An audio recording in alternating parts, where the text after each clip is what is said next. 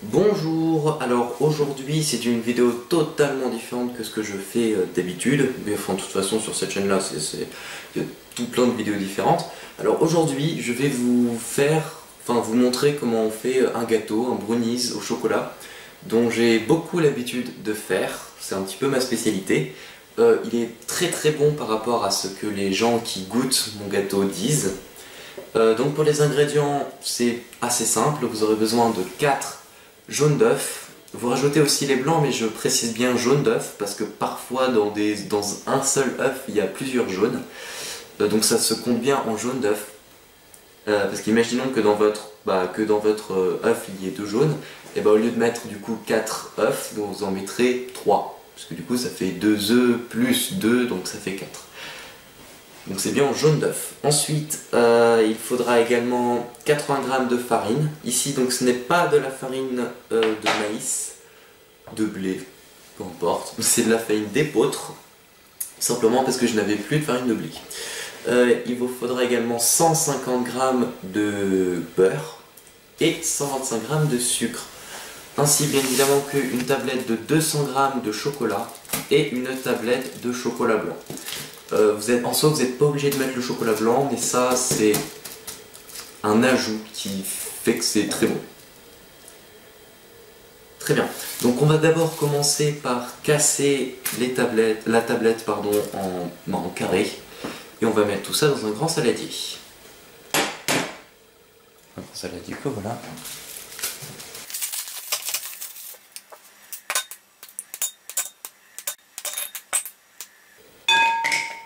Évidemment, il ne faut pas oublier de se laver les mains.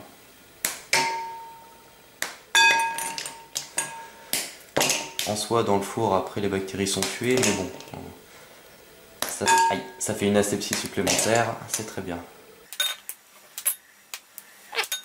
Donc là, on va faire une technique pour éviter de faire du bain-marie, pour faire fondre ce chocolat. On met d'abord le chocolat pendant à peu près 1 minute 30 au micro-ondes. Puis ensuite, on va rajouter les 150 g de beurre et on va remettre le tout pendant à peu près 1 minute 30, 2 minutes. Ce qui fait que le chocolat va fondre dans le beurre. Après, il va commencer à fondre seul, puis après il va fondre dans le beurre. Ce qui va permettre au chocolat de ne pas cramer dans le saladier. Voilà l'allure du chocolat après la minute 30. Donc on va rajouter le beurre et remettre tout ça pendant encore 1 minute 30. Et bien évidemment, j'ai oublié de préciser, mais il faudra préchauffer votre four à 150 degrés. Donc après cette minute 30, c'est un petit peu chaud. Mais voilà. Alors tout n'est pas encore fondu, c'est pour ça qu'il faudra dès maintenant commencer à mélanger au fouet. Le fouet finira de fondre le tout, ça va répartir la chaleur bien partout. Ce qui va permettre au tout de bien fondre et de bien se mélanger.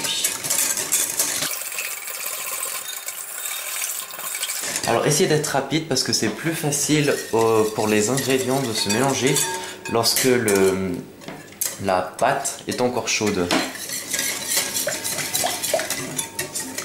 Donc voilà, là vous pouvez voir que c'est bien mélangé.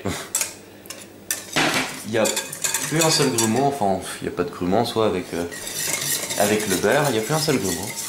Mais je dis grumeau à tout. Hein. On va juste après rajouter les 125 g de sucre et puis on va continuer à mélanger.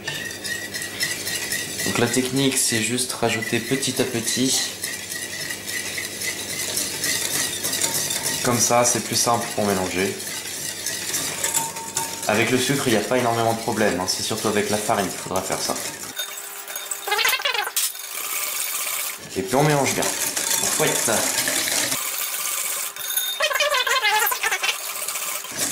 De toute façon, le sucre ne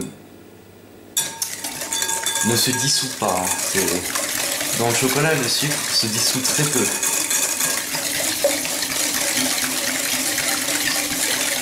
C'est pour ça que c'est un petit peu peine perdue d'essayer de bien mélanger. Et c'est également pour ça qu'on va directement passer à la farine. Donc la farine que l'on mélange, comme normalement vous avez vu, avec un demi-sachet ou une cuillère à café de de levure chimique. Donc c'est là on va bien essayer, surtout que celle-ci elle est assez grumeleuse.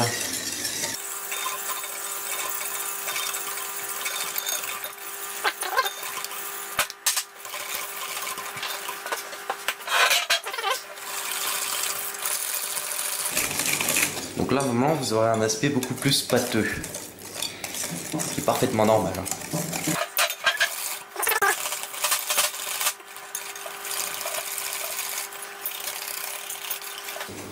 Là ça me semble déjà bien en fait.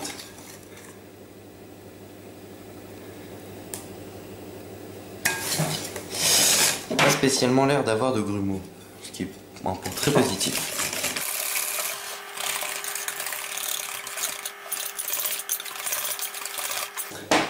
La farine avait l'air très grumeleuse, pourtant elle se mélange extrêmement bien. Donc c'est là, pour moi, le plus délicat. Rajouter les 4 œufs. Et le dernier œuf. Voilà. Nous avons eu de la chance. Nous avons eu de la chance, il y a bien 4 jaunes. Donc c'est là le moment assez délicat à mélanger.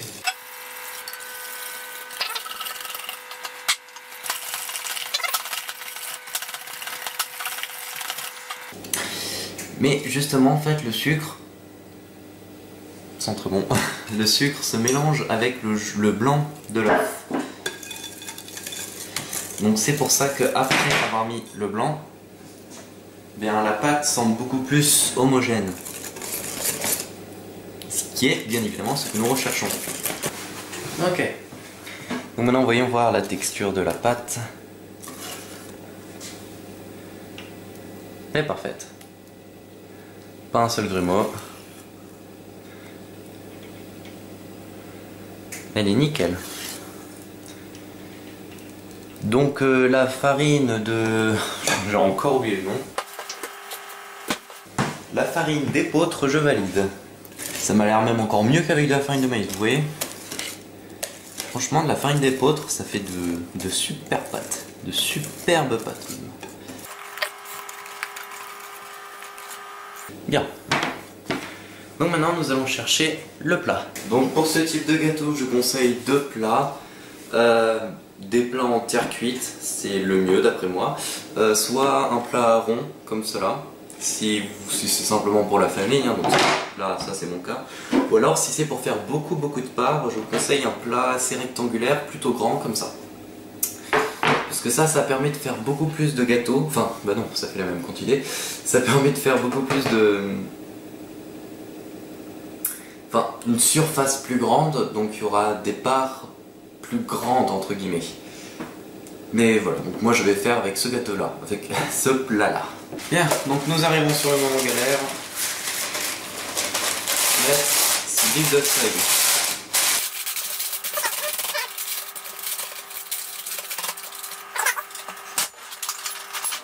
Et maintenant nous allons déverser tout le gâteau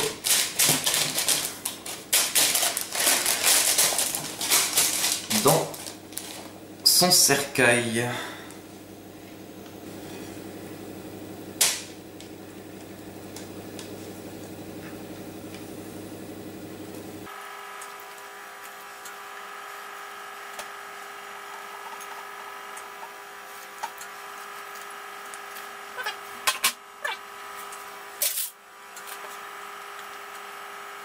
Ok. Donc après on coupe le papier en trop.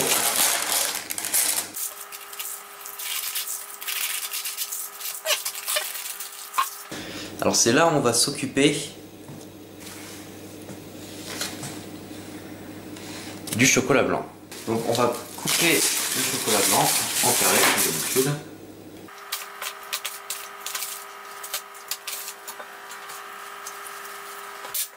Et on va les poser dans le gâteau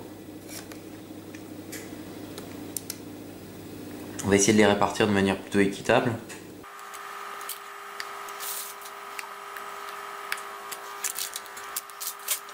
Bon, il y a quand même pas mal de chocolat blanc. On peut en mettre moins, bien évidemment, et moi j'aime bien en mettre beaucoup. Voilà. Donc une fois que tout le chocolat est bien posé, bien en fait, avec votre doigt, parce que vous êtes lavé les mains bien évidemment, ou un couteau, vous appuyez pour les enfoncer. C'est très plaisant de faire ça. Et puis ensuite vous attendez que le chocolat recouvre, ou alors vous prenez votre couteau et puis vous aidez. Et voilà. Le gâteau est maintenant prêt.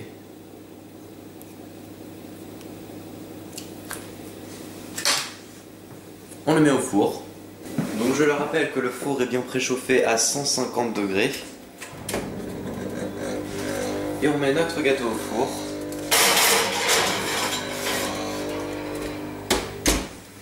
Pendant environ 30 minutes. Personnellement, je mets toujours 25.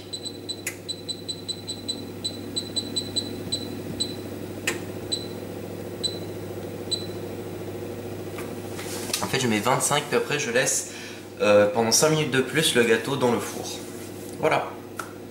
Donc on se revoit une fois que c'est fini de cuire.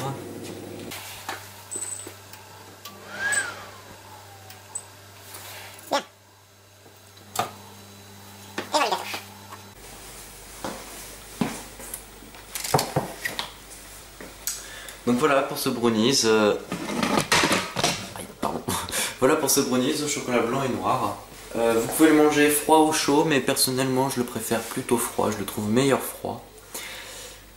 Pour ceux qui n'aiment pas le chocolat blanc, ben bien évidemment vous ne pouvez pas le mettre, mais vous pouvez aussi faire des variantes avec d'autres types de chocolat. Mettre des chocolats aux noisettes, rajouter des noisettes au lieu du chocolat blanc. Je sais pas, mettre du caramel, du chocolat au caramel, vous pouvez à peu près mettre n'importe quoi. C'est ça ce qui est génial avec les brownies, hein. Vous pouvez mettre n'importe quoi à l'intérieur. Donc merci d'avoir regardé cette vidéo, cette petite recette. Bien évidemment, je ne vais pas le couper, ni le manger devant vous, ça ne servirait absolument à rien. Parce que vous n'aurez pas le goût, hein. Si vous voulez le goût, il va falloir que vous le fassiez. Sinon par rapport à la texture, donc ce n'est pas un fondant, c'est un brownies assez compact, mais il est pas trop lourd, mais un petit peu quand même.